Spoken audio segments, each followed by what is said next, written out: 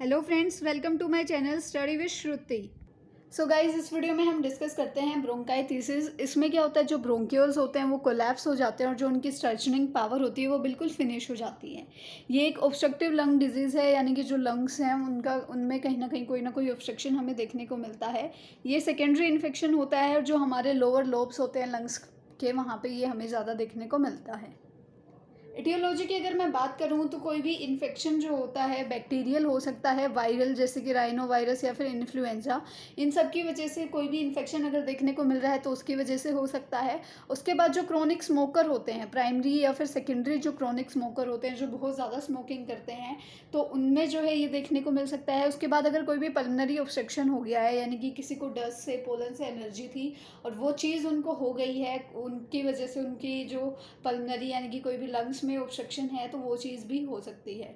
उसके बाद ऑक्यूपेशनल हो सकता है, अगर किसी का केमिकल से डेली एक्सपोजर हो रहा है, कोई फैक्ट्री में वर्क कर रहा है या कोई ऐसी जगह काम करता है जहाँ पे उसको केमिकल में एक्सपोजर बहुत ज़्यादा हो रहा है। ये चीज़ हॉस्पिटल में भी हो सकती है, लेबोरेटरी वगैरह में, या जो साइंटिस्ट वगैरह है उनके भी केमिकल से एक्सपोजर बहुत ज़्यादा होते हैं, तो वो चीज़ भी देखने को हो सकती है। उसके बाद जो सिस्टिक फाइब्रोसिस होता है, यानी कि जो म्यूकस है वो बहुत ज़्यादा थिक स्टिकी हो जाता है, जिसकी वजह से कंजेशन हमें देखने को मिलता है, तो उसको हम बोलते हैं सिस्टिक फाइब्रोसिस।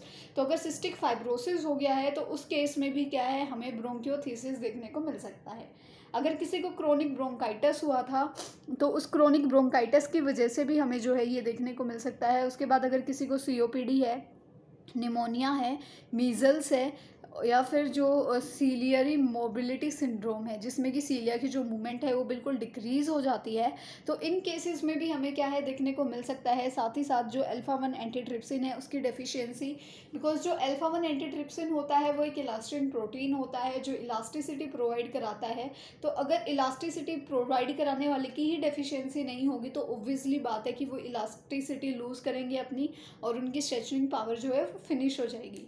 उसके साथ साथ आता है एस्पिरेशन की, कुछ एस्पिरेट हम ऐसा कर लेते हैं जो अंदर जाके हमें इन्फेक्शन वगैरह कोज कराता है या कंजेशन कोज कराता है, तो वो एक चीज़ है कि हमें क्या है ब्रोंकियोथिसिस जैसी डिजीज़ देखने को मिल सकती है। रिस्क फैक्टर की बात करें तो वही सबसे पहले आता है सिस्टिक फाइब्रोसिस की, जो म्यूकस है वो बहुत ज़्यादा थिक हो गया है तो वहाँ पे उसने कंजेशन कोज कर दी है। इन्फेक्शन हो गया है कोई भी, जैसे कि टीबी हो गया, मीज़ल्स हो गया, निमोनिया हो गया, सीओपीडी हो गया, तो ये जो केसेस होते हैं, डिजीज़ होती हैं, इन्फेक्शन होता है, इनकी वजह से हो सकता है। एस्पिरेशन की वजह से हो सकता है। साथ ही साथ अगर किसी को इम्यूनो डेफिशिएंसी है, अगर किसी का इम्यून सिस्टम बहुत ज़्यादा वीक है, वो इसका इम्यून सिस्टम इतना अच्छा नहीं है कि वो फाइट कर पाए, तो उन सब की वजह से भी क्या है हमें ये डिजीज़ देखने को मिल सकती है। उसके बाद हम बात करते हैं पैथोफिजियोलॉजी की, दैट इज़ कि पॉजिटिव फैक्टर्स आए जो सारे अभी हमने ऊपर पढ़े इटियोलॉजी में, तो जो भी हमारे इटियोलॉजिकल फैक्टर्स हैं उन सब की वजह से हमें इन्फेक्शन देखने को मिला। इन्फेक्शन की वजह से इन्फ्लामेशन होगी एयरवेज की, जहाँ से एयर एंटर करती है वहाँ पे इन्फ्लामेशन क्रिएट होगी, ठीक है। उसके बाद जो ब्रोंकियल वॉल्स थी वो बहुत ज़्यादा वीक होगी और वहाँ पे क्या हो गया, जो थिक ब्लड स्पूटम है, या हम कह सकते हैं कि थिक स्पूटम जो है वहाँ पे वो बन गया, ठीक है। उसकी वजह से एयरवे में ऑब्स्ट्रक्शन होएगी।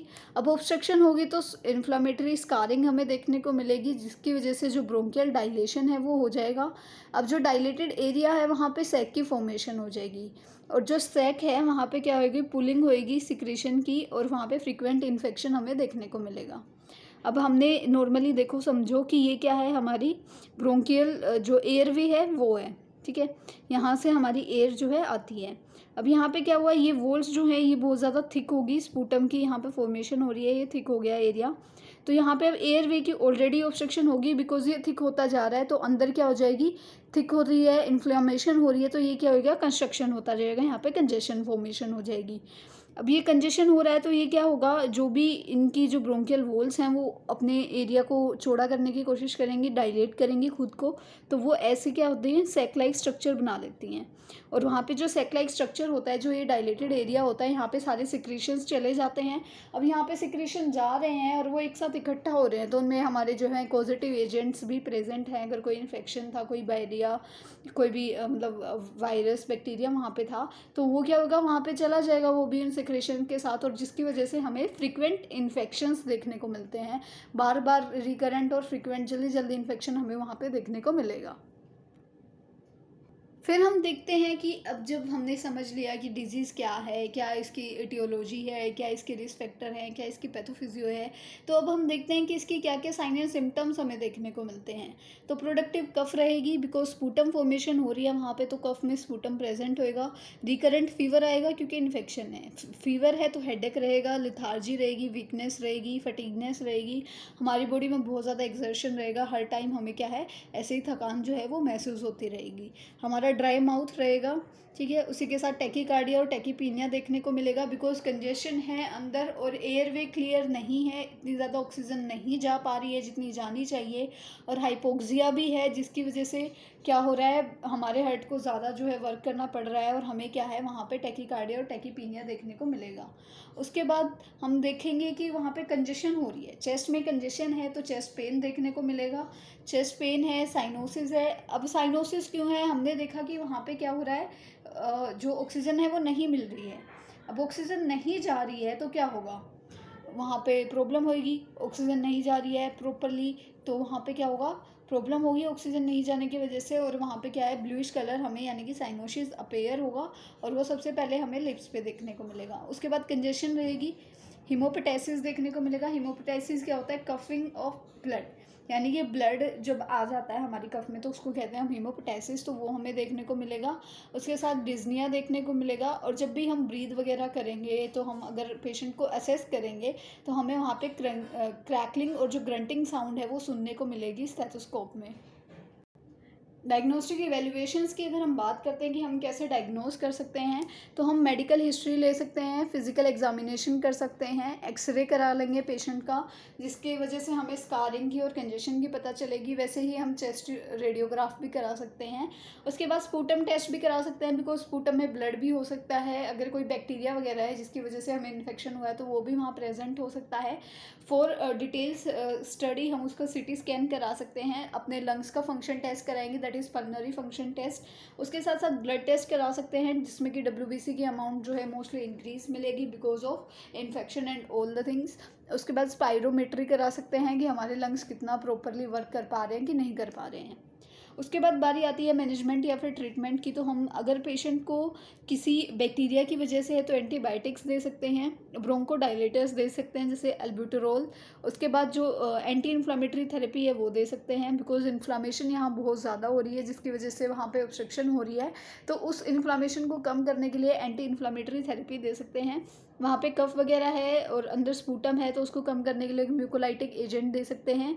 फिजिकल थेरेपी या फिर पोस्ट ड्रेनेज कर सकते हैं, ऑक्सीजन थेरेपी प्रोवाइड कर सकते हैं, चेस्ट थेरेपी दे सकते हैं। डीप ब्रीदिंग एक्सरसाइज करने के लिए बोलेंगे कि जितना हो सके आप डीप ब्रीदिंग करो ताकि जो है मैक्स टू मैक्स एयर जो है आपके अंदर जा पाए, और विद द एयर क्या हो, ऑक्सीजन की जो डेफिशिएंसी हुई है बॉडी में कहीं ना कहीं उसकी फुलफिलमेंट के लिए वो ज़रूरी होता है।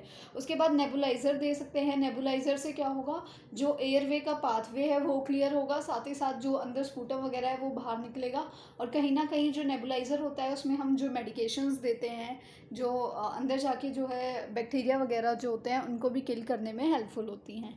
उसके साथ अगर फीवर है तो हम एंटीपायरेटिक्स दे सकते हैं। कॉम्प्लिकेशंस की अगर हम बात करते हैं तो हम पल्मोनरी हेमरेज जो है वो देखने को मिल सकता है, प्रोग्रेसिव सप्रेशन हो सकता है, COPD, emphysema, chronic respiratory insufficiency, heart failure और respiratory failure as a complication देखने को मिल सकती हैं ब्रोंकियोथिसिस की।